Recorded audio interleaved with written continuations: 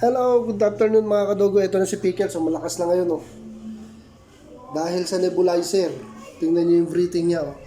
Hindi kagaya nun, iba yung breathing niya ngayon. Breathing ng normal na aso. Yung matulin na hininga lang ngayon. Noon, talagang hirap na hirap, eh. Diba? Batang nebulizer to, eh. Tapos lakas pa kumain. Ano, Katan? Ikaw? Ito, sarap buhay. Lagi kong katabi. Tingin ka, Pickles. Magaling ka na? Ha?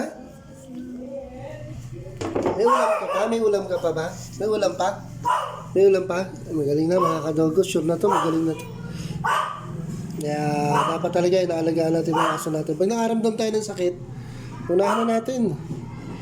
Kahit DIY lang. Do it yourself. Kung wala tayong pambit, at least alam natin kung ano yung tamang bibigay natin. Di ba? Hindi naman natin bibigyan ng mali.